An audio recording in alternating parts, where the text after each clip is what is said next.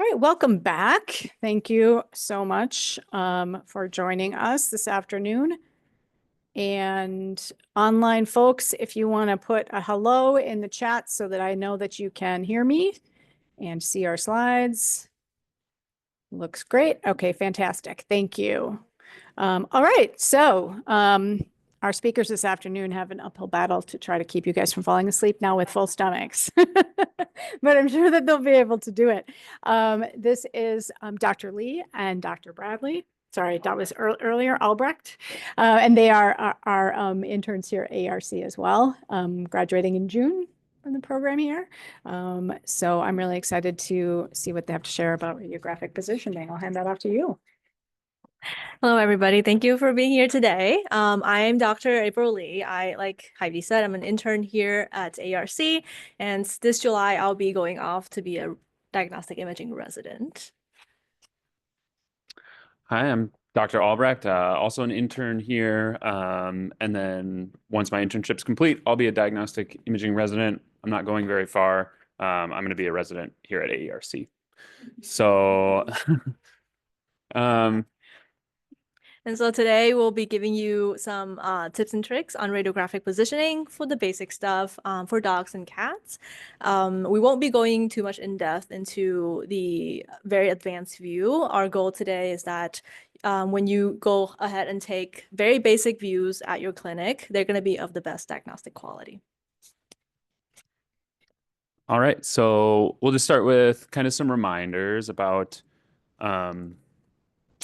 basics of radiographic views and positioning. In a standard way, radiographs are going to be named by the entry point to the exit point of the beam. So if you know what view you want to take, you already are halfway to knowing how to position it.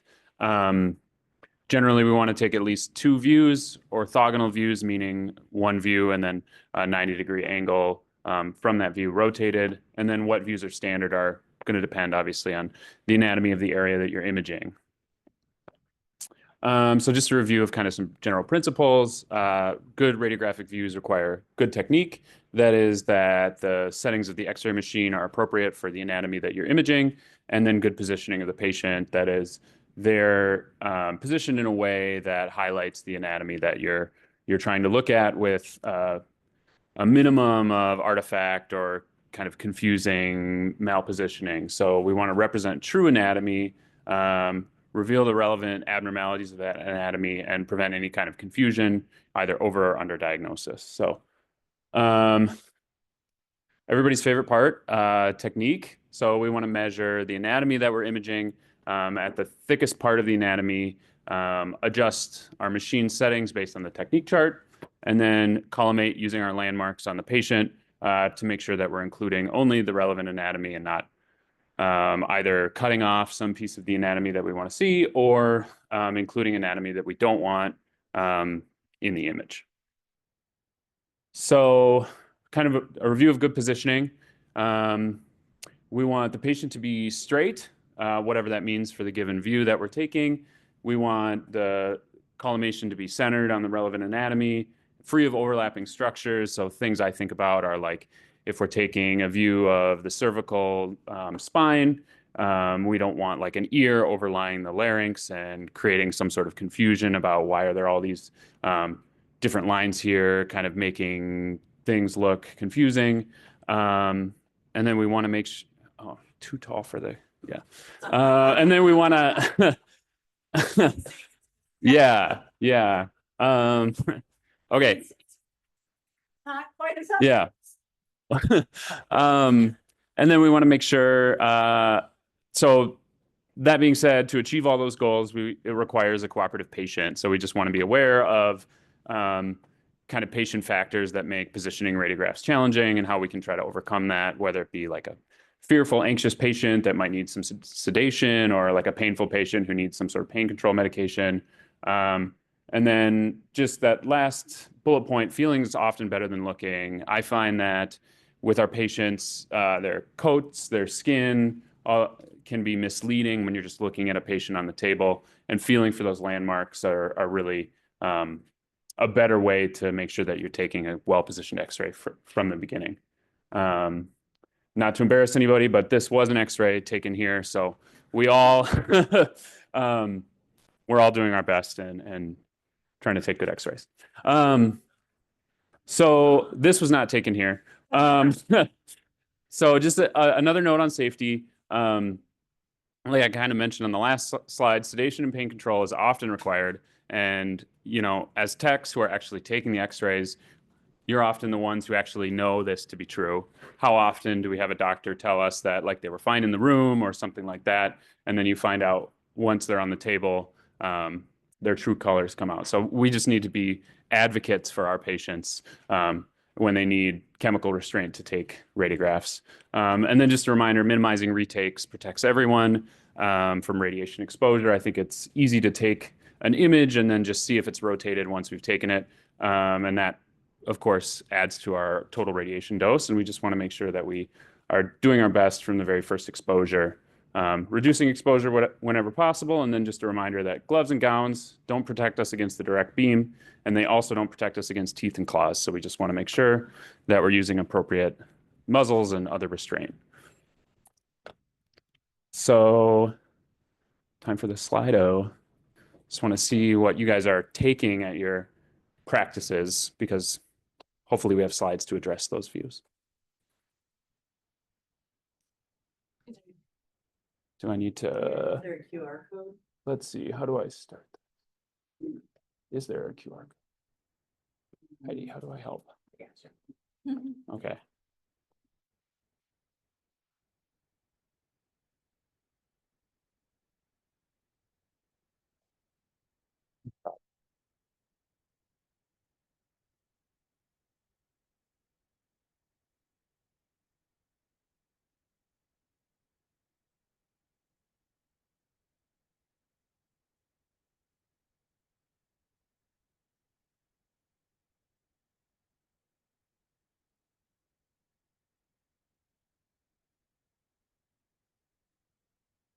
can also do like put in the chat or Yeah, that's let's do fine. that.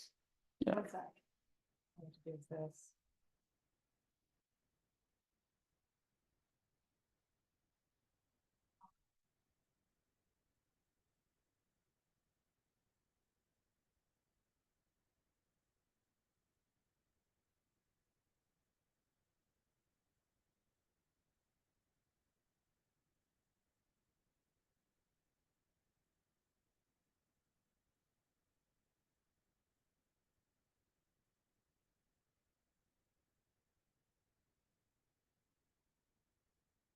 What's going on? So yeah, I'll work on it on my computer and get it running, but before your next one, but in the meantime, if people want to raise their hands, and then people in the chat are probably already participating here.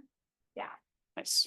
Okay, great. So I'm seeing in the chat, thorax, abdomen, stifle, abdomen, chest, extremities. Yeah, great. I'm glad we have all those views in our PowerPoint.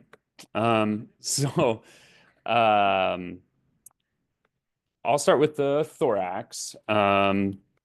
So just kind of the thorax in general, the boundaries are the thoracic inlet and inside the diaphragm. And then obviously dorsally to the spine and ventrally to the sternum. But we can feel all these landmarks on the outside except for the diaphragm. So a good landmark for the diaphragm is to start by feeling the last rib near where it meets the spine, and then 2 fingers past that for your collimation. Usually if you start by centering, just caudal to the scapula, the end of the scapula. You don't have to slide the patient too much to make sure that the collimation on the ends, on the sides are appropriate. 3 views are important when we're taking radiographs of the thorax, both laterals and either a VD or DV. Usually VD is preferred. The reason that both laterals is important is because when the patient is lying on the table, the down lung is not aerated. So generally the only lung field that we can see well is the up lung. So we need both sides in order to fully evaluate all the lung fields and look for abnormalities. And then it's like a classic radiology class question or a fake out where you get one lateral and a VD and everything looks fine. And then on the other lateral is when you see the lung nodule. That's really important for the patient's outcome. So other keys to good views are that we pull the thoracic limbs cranially, like we're doing in this image here. Oh, I need the laser pointer. Right here. Okay. Laser pointer. Okay. Like we're doing in this image here.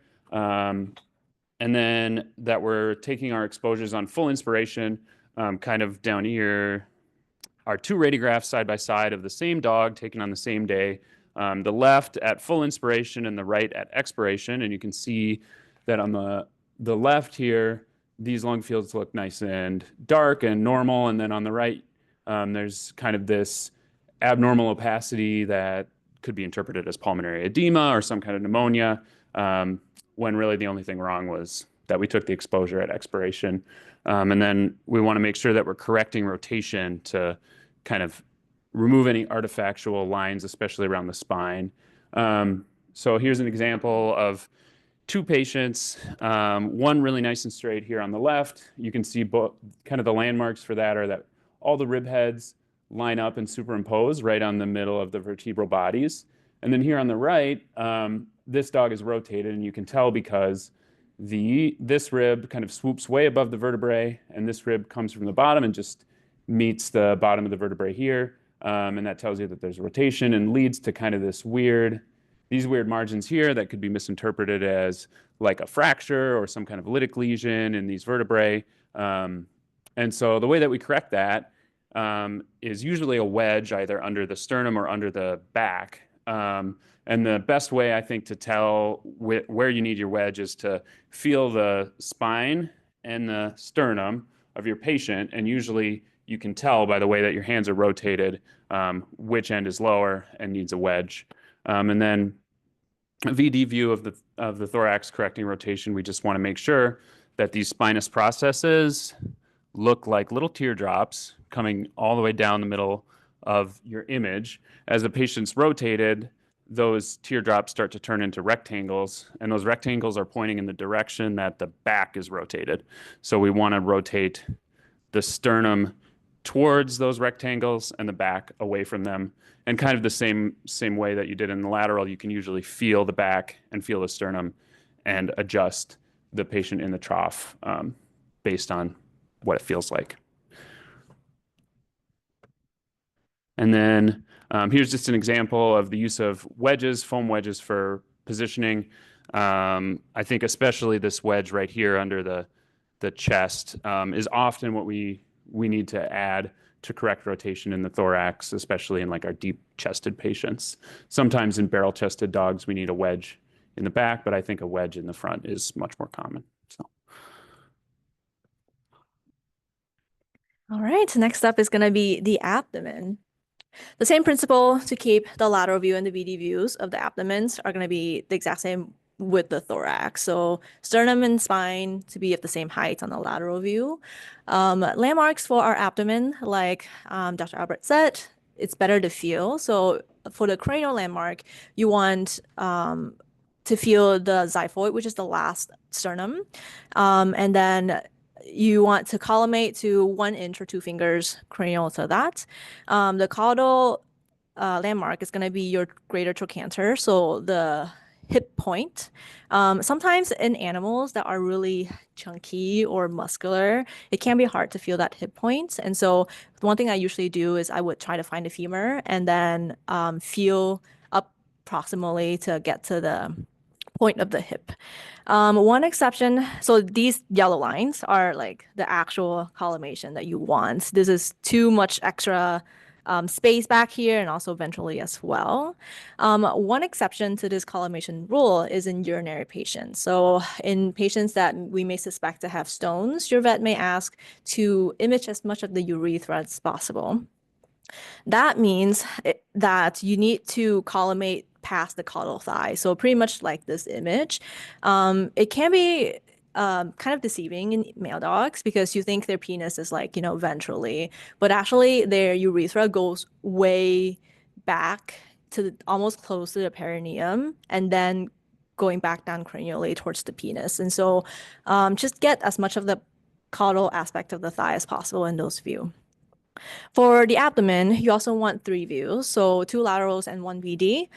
And it's very common for us to take the right lateral first for whatever reason. Maybe the position of the table, the dog flips onto the right lateral easier. But we actually want you to take the left lateral first, because when you take the left lateral first, you allow time for gas in the stomach to move into the pylorus and the duodenum. And that's going to help us highlight the foreign body in the pylorus.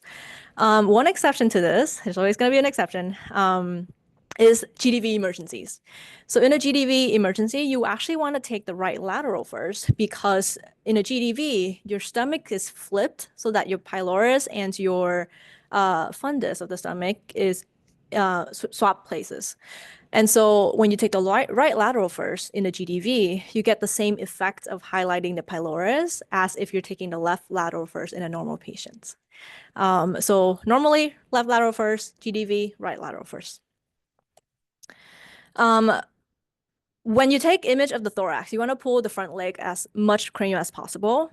For the abdomen, it's very common for us to pull the hind leg as caudal as possible, hyperextending it.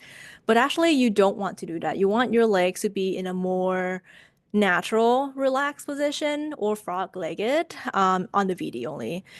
Because when you hyperextend the back leg, you elongate the body, especially the caudal abdomen, and that's going to decrease the width of the body.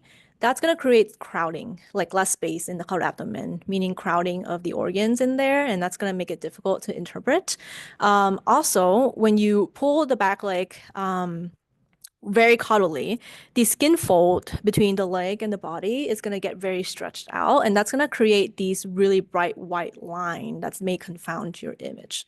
So relaxed position is preferred for the abdomen, for the hind legs. Can you do a DV instead of a VD? Most of the time, no. Because when the animal is on ventral recumbency, so on their belly, there's going to be pressure onto the belly, and that's going to increase intra-abdominal pressure. That's going to push your diaphragm up cranially towards the thorax. And so when you're taking thoracic views, you're going to have a lot of overlapping between the lungs and the diaphragm, the liver. Again, that's going to also cause some crowding in the abdomen as well. So if your patient is very resistant to being on their back, that's when you may need to talk to your doctor about some sedations or pain medication. Next up is thoracic limbs. A general rule for any appendages images is that you need at least 2 orthogonal views, so a lateral and a cranial caudal or caudal cranial, kind of depending on the body part, plus minus some special views or oblique views. Another general rule is that the affected limb is always going to be on the downside. So let's start with the scapula or the shoulder blade. So 2 views. We're going to start with a lateral view. Affected limb is going to be down, closest to the table. This leg is going to be kind of extended at the elbow. And you're going to be actually pushing the down leg dorsally towards the spine. At the same time, you're going to pull the other leg, the up leg, ventrally. That's going to kind of rotate the body a little bit, kind of towards yourself. The goal of this pushing the down leg dorsally is so that the scapula is going to go way dorsal above the spine, away from the spine, because it's very common for the shoulder blade to overlap with the spine, and that's going to really be challenging to interpret. And so when you do it correctly, here, you're going to see that the scapula is completely pretty much above the spine. And even when you do a really good job, you still may have some superimposition with the dorsal spinous process that just may not be possible to eliminate, but you do the best that you can. If you're lucky, you can also get the neck of the scapula and the shoulder joints above the spine, but you also can do in a separate view, especially for the shoulder joints, to evaluate those structures. And so that's going to be doing the opposite of the scapular body, where here you're going to pull the affected leg cranial ventrally. The goal is for the shoulder joint and the scapular neck to be completely ventral to the spine and the trachea out of any of the structures so that you can evaluate it. Occasionally, when you're evaluating the shoulder joint, it can be nice for it to overlap with the trachea because the gas in the trachea will act like a natural contrast to help you evaluate the shoulder joints. But that's not going to work when your patient is intubated and the ET tube is in the way. So as a general rule of thumb, just pull that leg as ventral cranially as possible past the trachea. The other view of the scapula is going to be a caudal cranial view. So if your patient is going to be on dorsal recumbency, you actually probably don't need the trough for this because you want the sternum to be slightly rotated away from the leg that you are imaging. Head might be pulled away as well. The affected limb is going to be pulled cranially, and you want the paw, elbow, shoulder to make a straight line. The margin-wise, it's going to be at the caudal edge of the scapula, which if you can't feel, you can estimate about the 8th rib level. And halfway between the scapula and the sternum would be your medial landmark, and just like 2 or 3 fingers above the shoulder joint. For the shoulder joint, you position the exact same way, but you collimate a little bit smaller. So half the length of the scapula instead of the whole scapula with your beam centered on the shoulder joint. Sometimes you will be asked to do oblique views of your appendages, and that can include the shoulder joints, the elbow, the radius ulna, the carpi tarsi. A kind of simpler way to think about oblique views, in my opinion, is think about pronation versus supination. So pronation means arm rolled inward. Supination means arm rolled outward. And the way I remember that is when you supinate your arm, you open it up to hold a bowl of soup. And then pronation is going to be the opposite motion. So you can do this by using the restrainer that's holding the leg can rotate the arm, or you can use a piece of wedge like this to help with your rotation. Patients are painful, may need sedation, because usually when we image some kind of joints, they're painful, right? Labeling wise, it is much more important in large animals to have like the correct labeling with the side that you enter and the side that you exit. In small animal, dogs and cats, their legs aren't symmetrical. So as long as you can label which leg this is, so right or left, and then you can label either the image or add a text box to say whether this is pronation or supination, plus minus the degree of rotation if needed, that will be sufficient. Whoa. Okay, moving down to the humerus. Again, affected side down, you're gonna pull it cranial ventrally. Animals really like to tug their down leg in their body, which can be difficult for you to extrude that leg out. So things that you can do to help would be pulling the other leg caudal dorsally towards the spine to basically open up their body a little bit and extrude that leg. You can also add a wedge under the sternum. And there's an image later, but adding a wedge under the scapula as well. For any long bone, you need to collimate to include one joint above and below. So for the humerus, you're going to include the shoulder joint and the elbow joint. The other view of the humerus, there are many ways to do it. The best way is going to be on dorsal recumbency.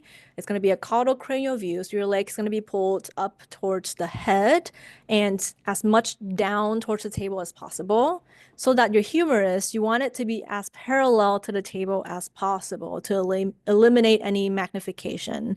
So ideally, you want the leg at the green line versus the red line where it's at.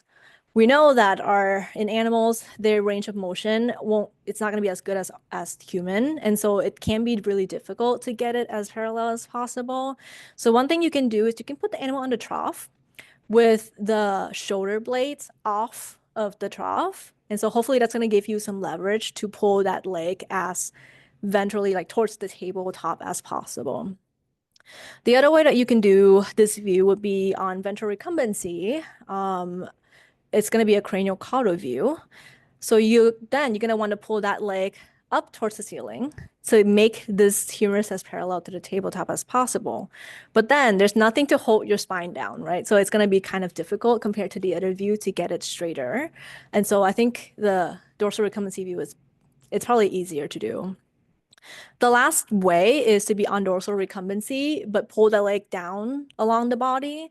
I think that's kind of difficult to get a good image out of because you have to avoid the body, like the body's gonna be in the way, the trough is gonna be in the way, the position's gonna be a little bit different on the image, so generally not recommended.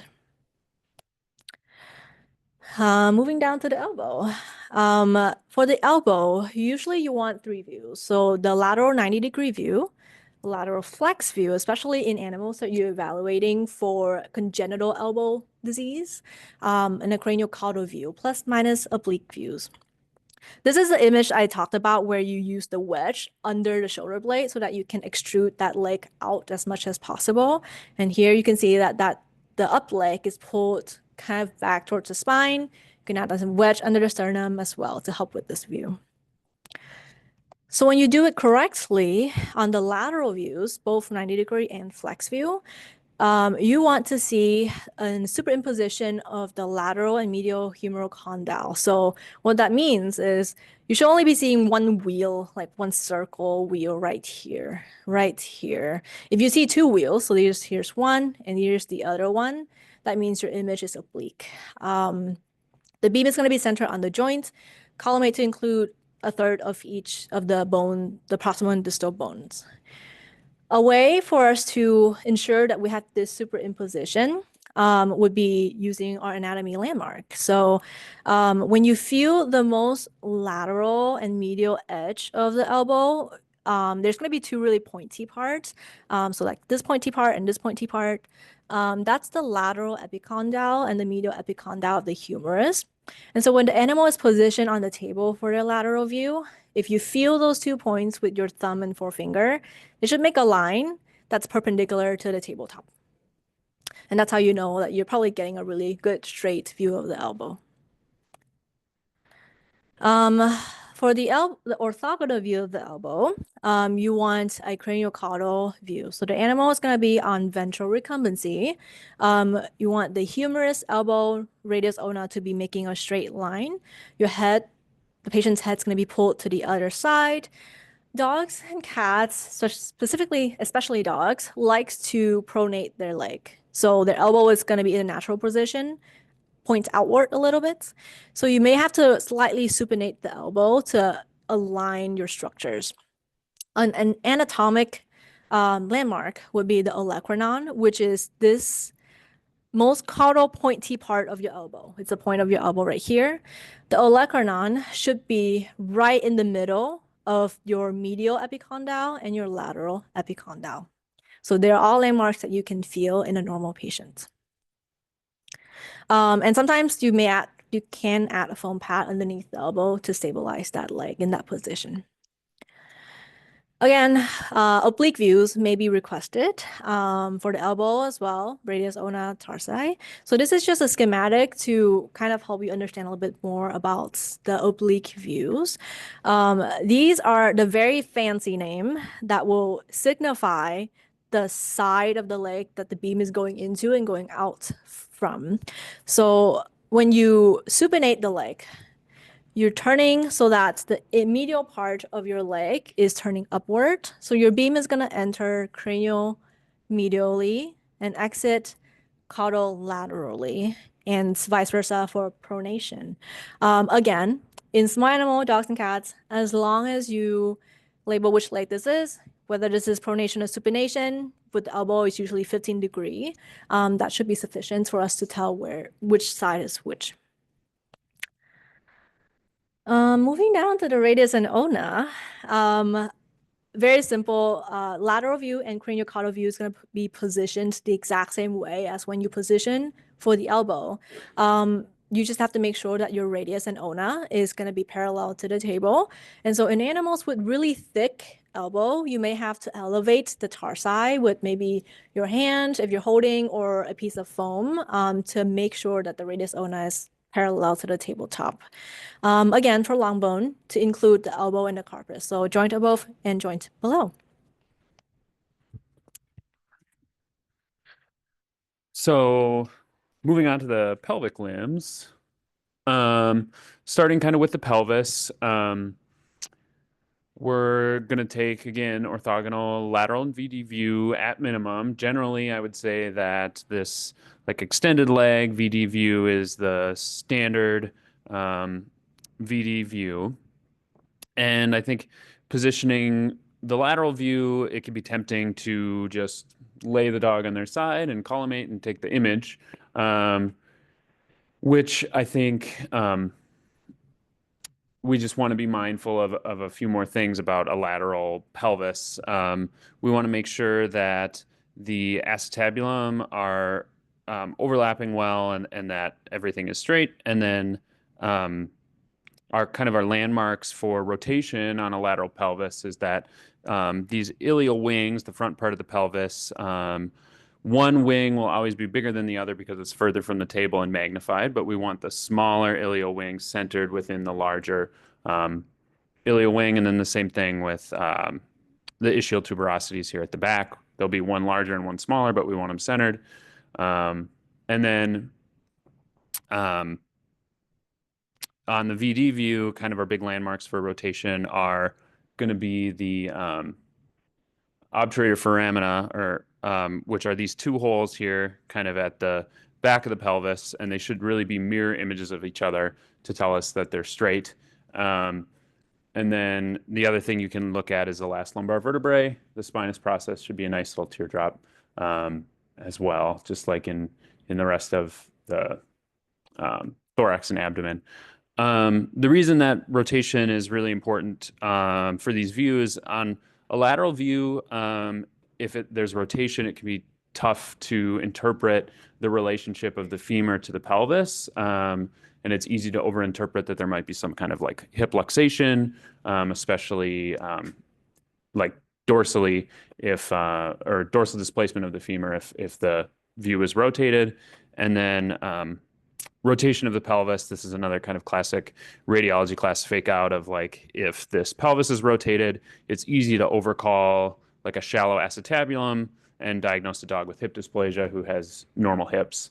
Other views of the pelvis that can be taken, kind of depending on what pathology is expected, is this acetabular view down here, where a dog is kind of laid on their side, and then the top leg is pulled sort of dorsally away from the table, and we collimate on the acetabulum or the hip joint, and that is especially good for highlighting like pelvic fractures right in the acetabulum. And then a frog leg view as well can be helpful looking for fractures of the femoral neck or head. You can see how nicely they're highlighted here. So that's positioned similarly to this VD view, except instead of pulling the legs straight backwards, we're sort of pulling them back and then moving them outward to make a 90-degree angle of the femur to the pelvis. And then there's like some more advanced orthopedic views, pen hip views, OFA views that are usually come with special instruction and need to be submitted under certain sort of criteria in order to evaluate like hip laxity scores and things like that. So kind of beyond the scope of this presentation, but just something to be aware of. Yeah, so this is sort of an illustrated example of what I was talking about with rotation. So here again are the ischial tuberosities, the ilial wings. You can see, I think, pretty nicely in this image. This is the bigger of the ilial wings, and this is the smaller one. And the smaller one is just kind of centered inside of the larger one.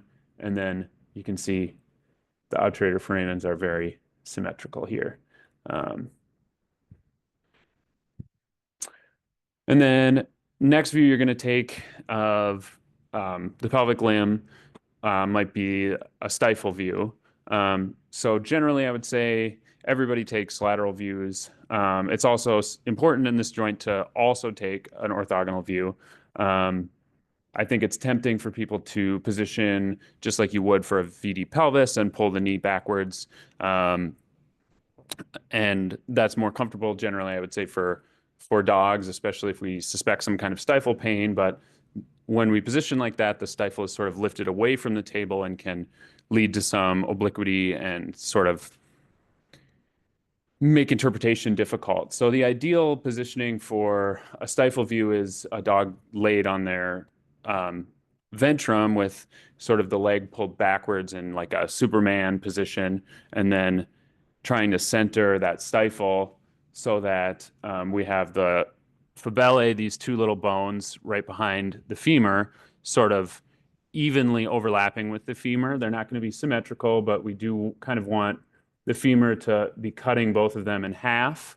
And then provided that the patella is actually in its normal position and not luxated, the patella on this view should be centered in the middle of the femur.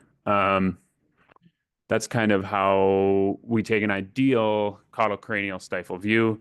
And then for lateral views, thinking about rotation, we want to ideally have both femoral condyles, similar kind of to the humeral condyles. We want them to be overlapping and look like there's just one bump here. The way to correct, you can see here kind of that there's this one is going down below the other one. That usually indicates that the tibia is sloped downwards relative to the table, and it's rotating the femur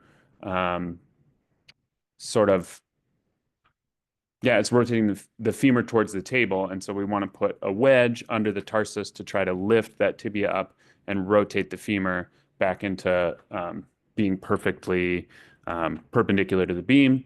And then the other thing that you'll see sometimes is that a condyle will go forward in front of the other one, which you can see a little bit on this view too. And that usually indicates that the femur is sloping downward from the hip to the stifle, and we want to try to put a wedge underneath the back, or underneath, I guess, the butt of the dog in order to lift that hip up and bring things back into nice alignment here. So this dog probably needed a wedge in both places. Yeah. And then kind of the last thing to highlight about the limbs is the carpi and tarsi. So we always want to take lateral views and dorsal palmar or plantaro-dorsal views of these joints. Those are kind of the technically correct terms for those areas. So dorsal on the dorsal palmar on the thoracic limb, and then plantaro-dorsal on the pelvic limb. I'll say that some things to kind of be aware of taking images of this area is just that you don't have a lot of anatomy to work with. We want to make sure to use all the tools at our disposal to kind of get ourselves away from the beam. It's tempting to hold on to like one toe and be just outside the collimation, and like, you just have to worry about how much exposure that's giving you to your hand. And I know that when I take these x-rays, I end up leaning further and further in, and then your face is like right against the x-ray beam. And so we just want to try to use any sort of like gauze ties, leashes, anything we can think of to try to get our hands away from the beams. Like you could imagine if your finger's right here, that's not ideal. So I would say the other thing for these, for this area is that you can kind of see these two standard views are great, but there's a lot of little bones and joint spaces kind of in these two views that are superimposed and maybe hard to interpret. And so, I think it's important to be aware that sometimes we need to take a lot of different sort of slightly varied views to try to highlight all the anatomy we're looking at, just because there are a lot of little bones and joint spaces, and it can be kind of confusing. So I think, there's a lot of different options you have for flexed and extended views, obliques, and then even stressed views like this, where they're using probably a radiolucent tool to put pressure on the joint from the side and try to detect any joint laxity between any of these bones. And I think it's important, just when we're taking images of this area, to try to communicate clearly as a team with like what views are needed, get clarification on how to position these views, so that what to take, and the doctors know what they're getting, and it just avoids frustration and unnecessary retakes. To be especially mindful, I think, in this area of what views we need. Alrighty, so we're gonna try to go really quick through the last two body parts, which are the spine and the skull. So for the spine, the most common mistakes that I've seen being taken, and I've done this myself as well, is taking too few images. So if your doctor asks you to take the thoracic spine, usually that's going to be one lateral view and one VD view. It's what everybody's going to do. The fact is that that's not very helpful for a lot of the disc spaces, because the X-ray beam that we have is a divergence beam, so it's spread out. Because of that, you only can accurately evaluate the space in the middle and a few around it. The ones on the sides, you cannot accurately evaluate them at all. And so the first rule of spine imaging is you need to take multiple views of the same, of small segments. So for the neck, you want 2 images centered on C3, C6. For thorax, you want 3 images centered on T5, 9, 13. For lumbar, you want images centered on L3, L7. The next thing, in some animals, if they're not obese, which we don't see very often, will have some curves to their body, like at the waist, maybe at the behind the shoulder blade. And so you can add some paddings underneath to help straighten the spine in the lateral views. Spine and sternum, like on all the other lateral views of thorax and abdomen, need to be of the same height from the table, and that's how you make sure your laterals are straight. And so you may need to add your foam wedge under the sternum, and if you do it right, you're gonna see lateral processes of the vertebrae overlapping each other, and I'll have some images for you. On the VD view, you want, like Dr. Albrecht said, the spinous processes or the tear-shaped structure gonna be centered in the middle of the vertebrae. So this is a perfect VD view of the spine right here, where these teardrop shape bright line are centered right in the middle of your vertebrae.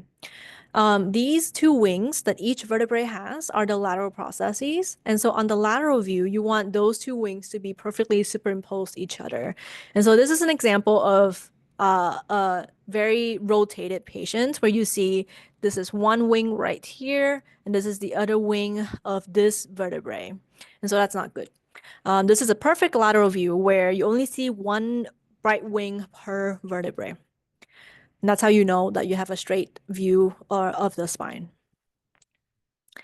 Lastly is the skull. Skull is one of the most frustrating things to interpret in radiology, not just because of all the structures in the head, but also it can be difficult to get a straight view of the skull. And that's because the natural shape of the head of an animal is just not optimal for a straight view, with the nose being much less wide than the cranium, and then sometimes your mandible, or the dog's, not mine, maybe mine too, maybe mine too, but the mandible can be smaller than the maxilla.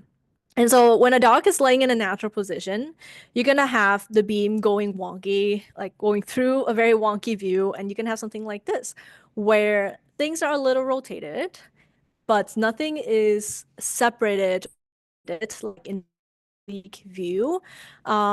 Oblique views can be very helpful in skull radiograph, but not when you're not doing it intentionally. Because when you're not taking oblique views intentionally with intentional angle and intentional labels, we can't tell you is this a left or right mandible at all. So this image is completely useless.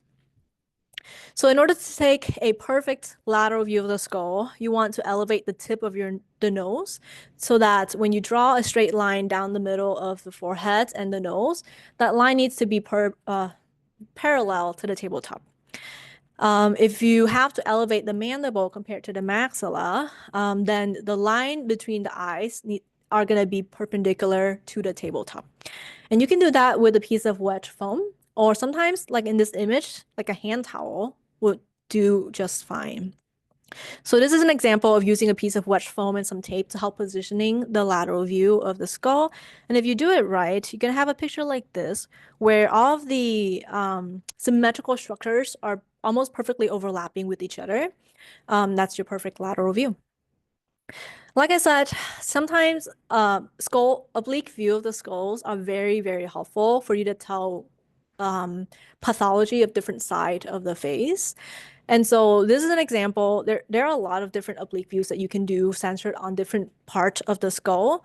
But this is an example of, say, oblique view focused on the maxilla. So affected side down. So say in this image, the right maxilla is what we wanted to image. So right side down. And then you want to elevate the mandible about 20 to 30 degrees. So when you do this elevation, you're pushing the upside, so the left maxilla, dorsally, you rotate dorsally compared to the right side. You get an image, you're gonna get an image like this, where there's an arcade on the top and one on the bottom. The top one is gonna be the left side because we rotate it so that the left side is more dorsal. So the bottom arcade right here is gonna be your right maxilla. Label for the oblique views of the skull is different than every of your other lateral views because the labeling here, it's not for the recumbency, but it's going to be for the side of the mouth. So because your left arcade is dorsal, your left label is going to be on top of the image. And your right arcade is ventral, so the right label is going to be on the bottom of the image. And that's how we tell which is left and which is right. This is kind of like a geometric illustration of what I was talking about, where you do a rotation to push the left structures completely dorsally compared to the right structure. So left maxilla is now dorsal to the right maxilla, left mandible dorsal to the right mandible. So then you put the left label over here and you put the right label over here. Similarly, if you want to do a mandible focus x-ray, then you're going to rotate elevate the maxilla, so the top of the head, about 20 to 30 degrees. So in this image here, they want to image the left mandible. So when you elevate the maxilla like this, the right mandible is going to be ventral, so towards the bottom of the image. So then the right label is at the bottom, and the left label is going to be on the top of the image because the left mandible is dorsal to the right mandible. Label is extremely important in oblique views of the skull. And then for the other orthogonal view of the skull, VD or DV, this is the one case that it doesn't matter whether you do VD or DV, probably. So whatever that your patients will tolerate. The important thing is the line drawn between the eyes need to be parallel to the tabletop if you're taking a DV view. Versus if you're taking a VD view where you can't see their eyes, then you can feel the angle of the mandible. So like kind of right here, and make sure the line between them are parallel to the table. You also need to imagine a little bit of their heart palate that needs to be parallel to the table as well. So you can use tape to help you with this positioning so your hand is not going to be in the image. Or you can use trough, piece of foam to help kind of stabilizing like a VD view with dogs with a really pointy point of the head. Lastly, very briefly, X-ray quality. Whenever you take an image, you always have to change your MAS and KVP. Essentially, in different ways, your MAS and KVPs, when you increase them, increases the blackness of the image. So this is a little flow chart for you to help troubleshooting your X-ray quality. It's a lot more applicable in the old film system versus now you have the electronic film system where you can manipulate contrast and brightness of the images, but it's still really important that you don't burn through any structures. And so because of that, the general rule of thumb is it's better for the image to be too white than too black. Because if it's too black and you're burning through structures, then there's no saving that at all. Here are just some images of troubleshooting with changing of MAS and KVP that you can look through. This is an example of the ribs being burned through. So this image is too black, MAS and KVPs are too dark, too high. So when you need to fix that. two whites better than two black. And that's the end of our presentation. These are the references that we use. Let us know if you have any questions. Oh, hi. Yeah, sorry. I have two questions. Back to on the stifle x-rays. Were you saying, was that a PA instead of an AP? Might be more comfortable. Let's see. So it would be Image, that one right there. this one right here. Yeah. It's So back. There you go. So certainly not necessarily more comfortable. I would say that oftentimes to take a true caudal cranial where the beam is entering kind of at the back of the knee and going out the front, oftentimes some chemical restraint is necessary. But to take the most diagnostic images, sometimes we do need to Superman them. Not to say that there's no information to gain from an image taken positioned like probably like we're more used to, where the patient is in VD and the beam is entering cranially and exiting caudally. But kind of like I said, when the knee is lifted away from the table like that, it's hard to get it perfectly perpendicular to the beam, so there can be some obliquity. And then also when it's lifted away from the table, it causes magnification, kind of for the same reason that it causes it to be tough to interpret disc spaces at the edge of the of a spinal image. As the beam diverges, it'll make kind of the contrast created by the bones sort of distorted. So ideally, the positioning caudocranially like that puts the knee right next to the table and minimizes that beam divergence. So To evaluate for torn ACLs. I would say that the ACL is not generally mineralized, so it's hard to evaluate on, or you can't really evaluate on an X-ray. In humans, they would use an MRI, but I think that most surgeons are comfortable evaluating kind of the secondary signs of a cruciate tear and then also their physical exam. So things you'd see for a cruciate tear specifically would be sort of increased opacity here, which you're probably familiar with, and then buttress behind the knee as well, and then obviously that cranial drawer sign or tibial thrust on your exam. Unfortunately, just radiographs are too limited for specifically like evaluating the ACL, no matter how we position them. They just always have us include that view. Yeah. Stifle rats for that specific purpose, so. Yeah, I mean, I think it's ideal, and yeah, they might be evaluating for joint diffusion or osteoarthritis. Certainly, like this view highlights bony changes to the sides of the tibia or the femur that can indicate OA secondary to like a cruciate tear, but seeing the ligament itself is just not technically possible in an X-ray. And then this question is on your lateral shoulder images. We've always been instructed to get that shoulder joint right in the trachea, but it looks like the recommendation is to actually get the whole thing outside of the body, like that one. Yeah, I think this is just a more like safe proof, like a safer way to image. Like you said, if you can get the shoulder joint, if you're looking specifically at the joint to be on top of the trachea, that's chef's kiss. Can't say that word. That too. Right. But then, but it can be difficult for people who don't take this view very often to kind of guesstimate where the trachea is, how to align that. And so it is just like for, say, beginners, safer to just get it completely out of the way.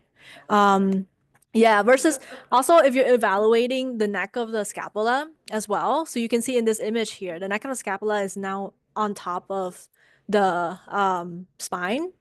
So versus if you can get it out of the way, you can see a little bit more of that. Yeah, okay, Yeah. thanks.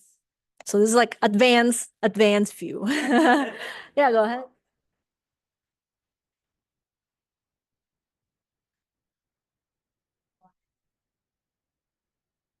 Oh, Wow. Sorry, what was that? Could you repeat the question? Oh yeah, the question is, what is the best, what to do? What can you do when the patient needs sedation or needs something for being painful and client doesn't want that? That's gonna be up to your doctor to have a good communication with the client, because ultimately you're spending $300, $400 of their money on these radiograph. And if you're not getting a really good diagnostic quality out of it, then the radiologist is gonna say, cannot fully evaluate perfectly, so cannot rule out yada yada, recommends re-imaging. So then that's another $300, $400. And so that's a bit of a scare tactic that you can use with your clients. But I think sometimes you just have to do that to get them to cooperate a little bit. And then you can say, your dog obviously is really painful, and so we want her to be most comfortable and not be scared of the vet from now on. Things like that. But it's going to be a conversation between your doctor and the client. Do you want to add anything? Answered it well. Anything in the chat there? Let's see, VD almost. Okay, one question is, so VD abdomen should almost always be relaxed hind legs. Correct. Yes, that is correct. Relax, kind of like 90-degree of between the body, the hip, and the bottom of the hind leg is better than if you stretch it completely out. And then frog-legged, if that's more comfortable for your patient, that's fine too. On the lateral, then it's better to be kind of more relaxed, 90-degree perpendicular to the body. And then if no foam wedge is available to get the ideal view, what alternative props would you recommend? Hand towel, yeah. Hand towel would be the next best thing. Sandbag, but that may be a little bit more radial opaque. So then as long as it's not going to be in your way. So let's say if you're elevating the sternum to take a better shoulder view, then that's fine. But if you're elevating the sternum to get a thorax or abdomen, then the sandbag is going to be in the way. So just ask the clinic to buy a foam wedge, I guess. I don't think they're very expensive. Yeah. All right. Any other questions? No more in the chat. Thank you, everyone. All right, we are gonna we'll take a quick break online, folks, and we'll be back at 3 o'clock.